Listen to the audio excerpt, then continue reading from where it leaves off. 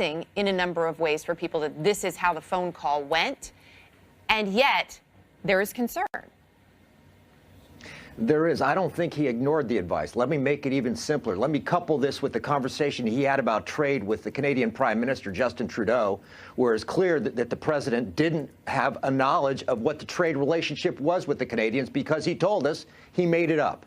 I served in the National Security Council. When you have a meeting or a phone call with between the President of the United States and a foreign official, the president gets background, for example, about Canadian trade or about what happened during the Russian elections, including ballot box stuffing, and he gets what we call talking points. That is, this is what we suggest you say.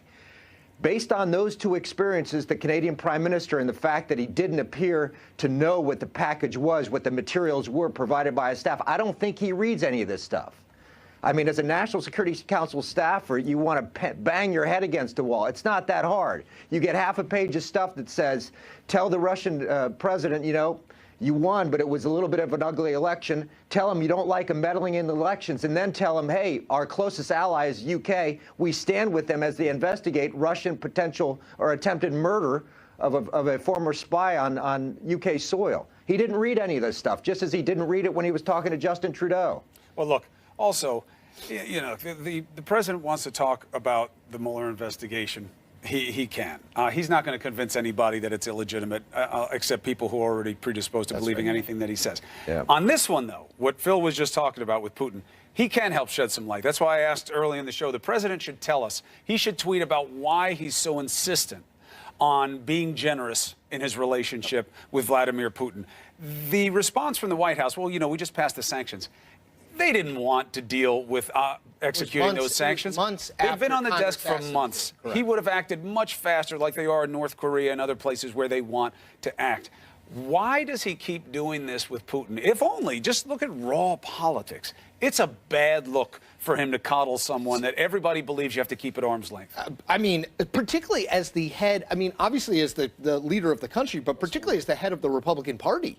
I mean, the Republican Party is not premised on that we need a new relationship with Russia. They have long been premised on we need to be very skeptical and tough with Russia. The short answer to your question, Chris, is I have no idea. But it's a pattern. Right. Not saying that this, not being willing to say this wasn't a free and fair election. The continued unwillingness not to talk about the election meddling. All this stuff, it adds up. Well, the president just corrected one of his tweets, correcting the spelling of weather, not the correct spelling of council, C-O-U-N-C-E-L, S-E-L in this case, not C-I-L. But that doesn't matter. What does matter is the president should tell us why he's acting the way he is with Putin. It would help a lot of people very much, especially this morning. Phil, Chris, thank you. Facebook is planning to brief Congress on the Cambridge Analytica scandal. What do lawmakers want to know from the Trump-linked data firm? We're going to ask a member of the House Intel Committee next. If you just sign that first one there. I'm so sorry. I don't feel comfortable signing that. I don't get the math here. Was this the same car we talked about? What's this dealer preparation fee? I'm so sorry. This just is not what we talked about.